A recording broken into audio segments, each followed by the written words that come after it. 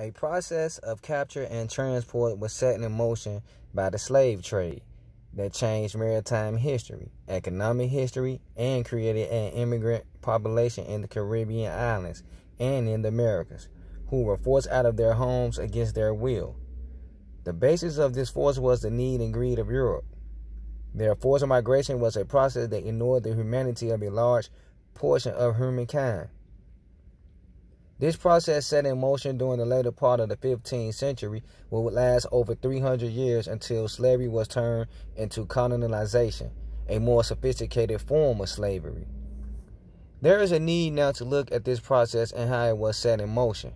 Most of the information used for this examination is taken from the article African Slave Trade, The Cruelest Commerce, September 1992, National Geographic, by Colin Palmer, professor of history at the University of North Carolina at Chapel Hill, from Brazil Davidson's Black Mothers, The Years of the African Slave Trade, and A.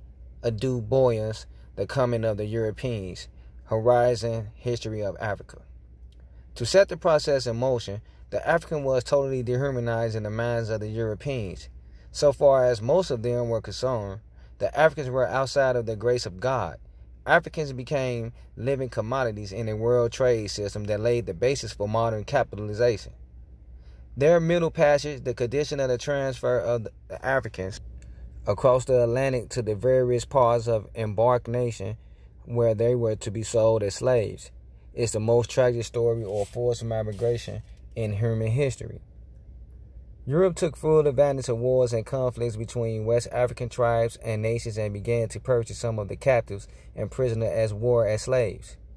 The kind of slavery that the European was about to introduce into West Africa had no relationship to the African system of indentured servitude.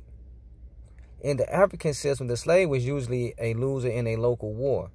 He was not enslaved, separate from his family, and no slaves were sent outside of Africa. Some slaves with talent rose to be kings in the very house in which they had been slaves. The word slave in West Africa had an entirely different meaning than it had when used by the Europeans. The slave in Africa did not lose his humanity. Some African chiefs or kings became corrupt and went into the slave trade because they wanted to.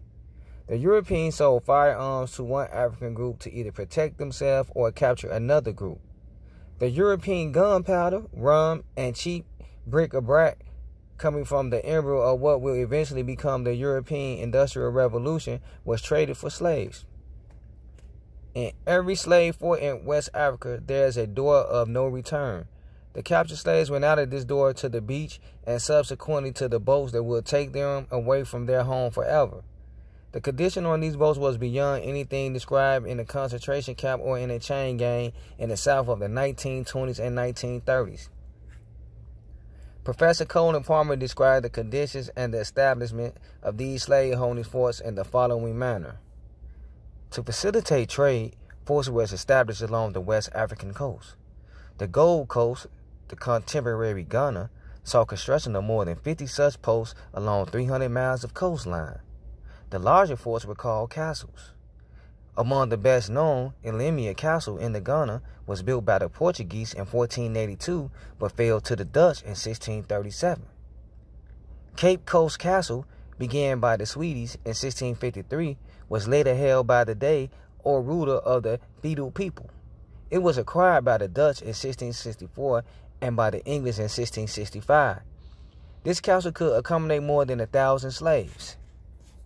Professor Palmer further informed us that the Atlantic Passage tested bodies and souls to their limits. The human cargoes were arranged on wooden platforms like books on a shelf, on various levels in the camp hold. Rarely was there space for an adult to stand erect. Some had barely enough room to lie down. One ship surgeon observed that the traders wedged them in so that they had no such much room as a man in his coffin, either in length or breadth. It was impossible for them to turn nor shift with any degree of ease. Some traders, of course, realized that such crowding increased the incidence of disease and death. One agent of the Royal African Company complained in 1704 inadequate space on the ship Postilion. The slaves are so large, and it being the general opinion that the slaves could not be healthy in the space of 3 foot, they broke up one of the platforms, which was the reason she couldn't carry more than 100 slaves. 8 years later, the company advised its agents at Cape Coast Castle, "Pray Lunde no more than are necessary to prevent mortality, which has often happened by crowding the ship with too many Negroes." Not until the 18th century did the European countries engage in a trade set standards for the allocation of space to the slaves. It may be doubted whether the rules were obeyed. Fearing rebellion, ships, crews generally chained the slaves securely in the hold, usually in pairs, the right ankle of one connected to the left ankle of the other. James Penny, who commanded the trade vessels for more than 20 years, recounted that when no danger is apprehended, their fetters are by degrees taken off. With so many bodies closely packed together, the heat below decks became unbearable. The air reeked of excrement and infected sores. By the 18th century, ships customarily had portholes to aid ventilation, wind sails to throw down a current or air, and gratings on the decks. But to the human cargo, the whole remained a fatal hell.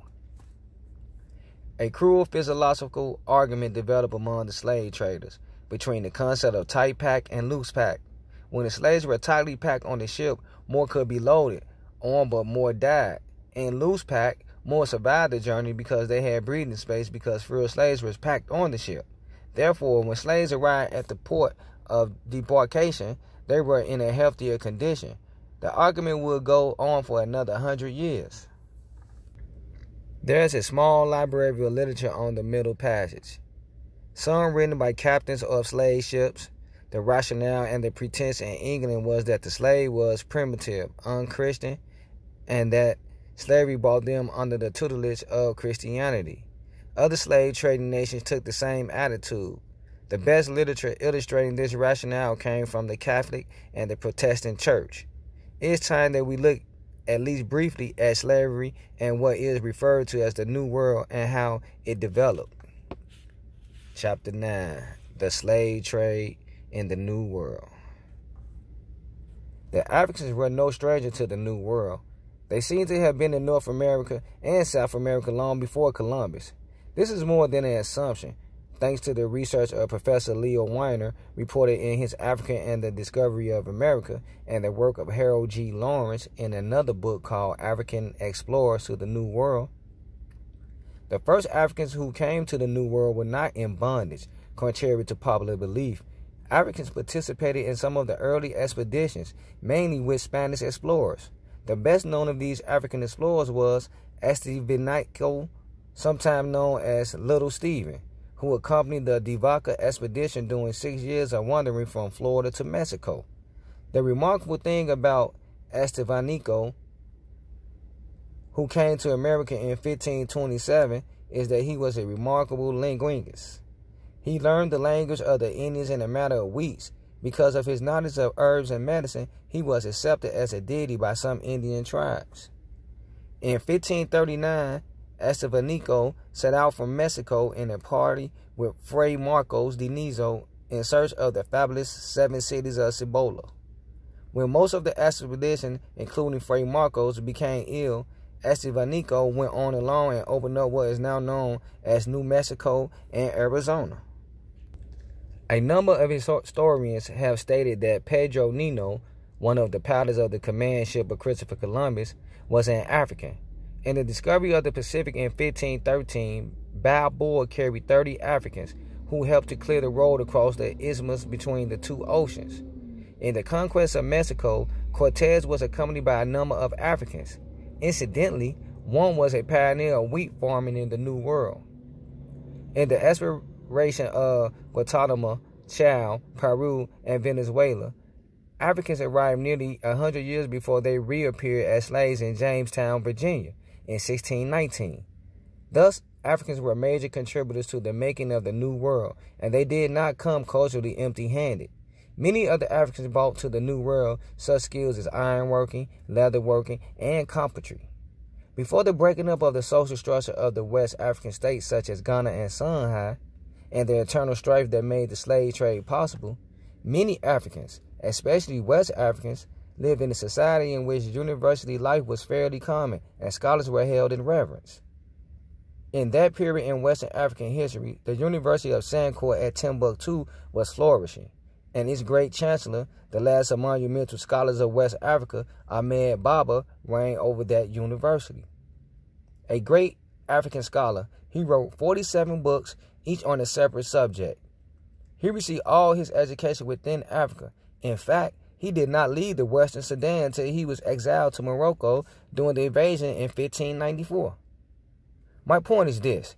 There existed in Africa prior to the beginning of the slave trade a culture way of life that in many ways was equal, if not superior, to many other cultures then existing in Europe. And the slave trade destroyed these cultures and created a dilemma that the African has not been able to extract himself from to this day. There were, in the African past, rulers who extended kingdoms into empires, great armies that subdued entire nations, generals who advanced the technique of military science, scholars with wisdom and foresight, and priests who told of gods that were kind and strong. But with the bringing of the African to the New World, every effort was made to destroy his memory of having ever been part of a free and intelligent people. The greatest destroyer of African culture, the great exploiter of the African, was the plantation system of the New World. The African was transformed into something called a Negro. He was demeaned. This is the thing that is uniquely tragic about the African slave trade. Of all the slave systems in the world, no other dehumanized the slave more than the started by the Europeans in the 15th century. Using the church as a rationale, they began to set up myths that nearly always read the African out of human history, beginning with the classification of the African as a lesser being. The Catholic Church justification for slavery was that the African was being bought under the guidance of Christendom, and that he would eventually receive its blessings. The rationale was that slavery was a blessing to the African. It was not. There were several competing slave systems in the New World. In order to understand the effect of these various systems on the personality of the Africans, we have to look at each one individually. In Cuba and Haiti, often the Africans were a majority in the population. This is also true of certain portions of Brazil. Therefore, the system operated differently in these areas, and although it was still slavery, the African had some cultural mobility. In South America and in the West Indies, the slave master did not outlaw the African drum, African ornamentations, African religion, or other things dear to the African, remember from his former way of life.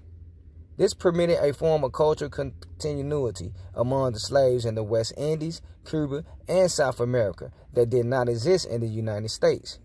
In the Portuguese area, in the West Indies, and often in South America, the plantation owner would buy a shipload or half a shipload of slaves.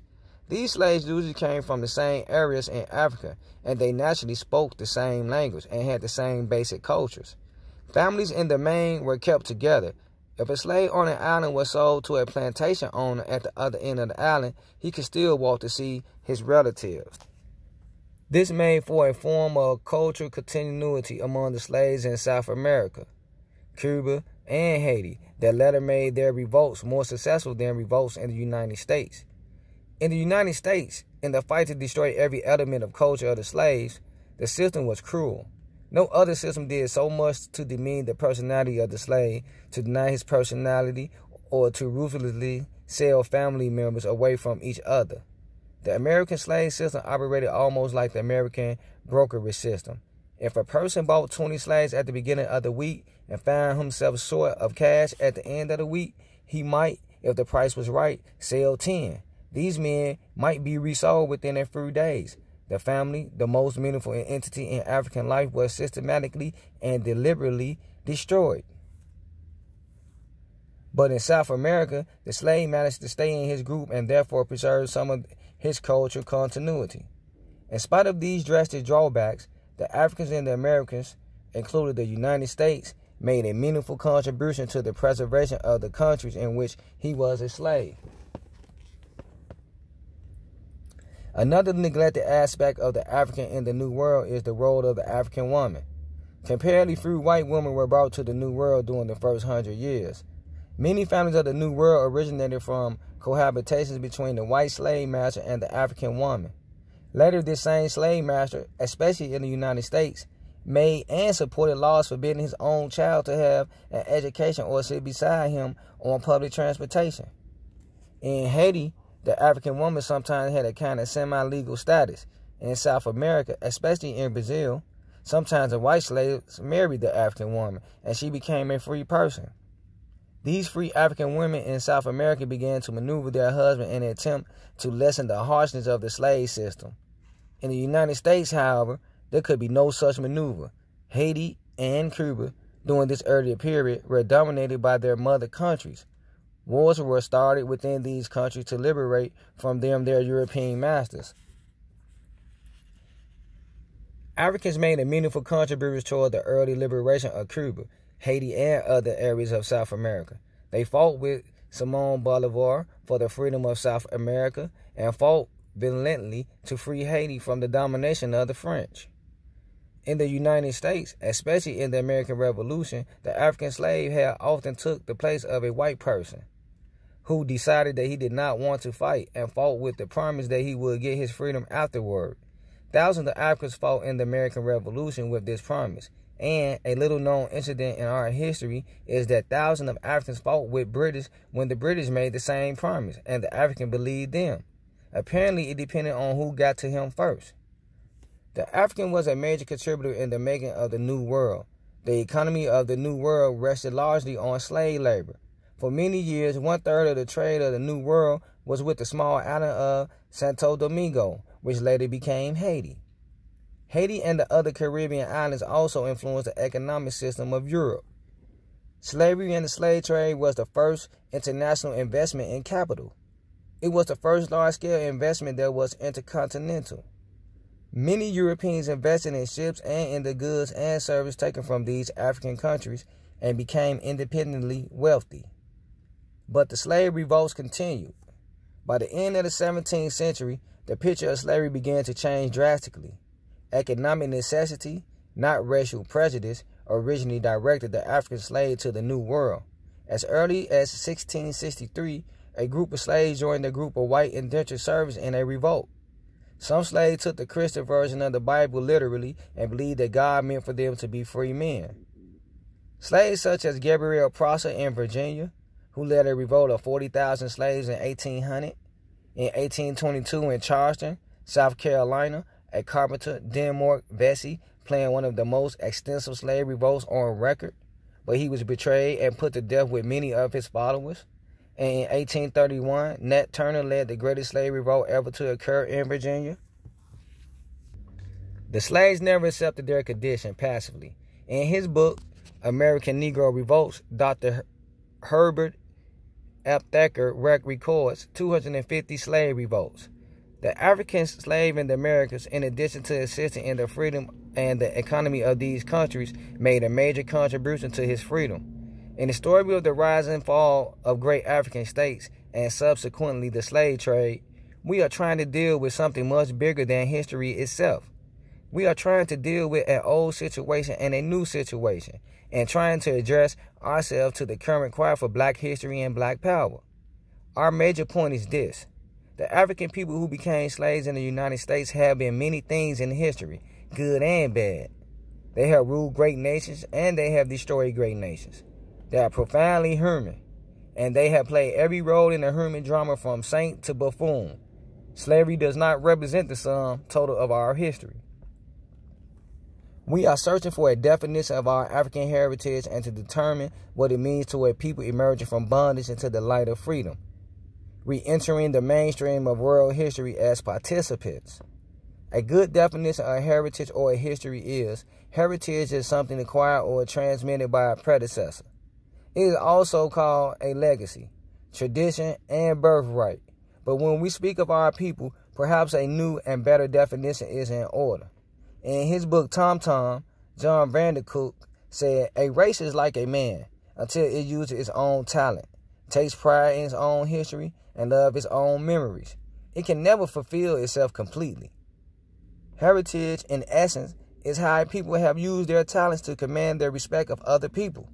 The ultimate purpose of our heritage and heritage teaching is to show our people how, through identity and through respect for themselves, they can work to liberate themselves, from the old ties of bondage.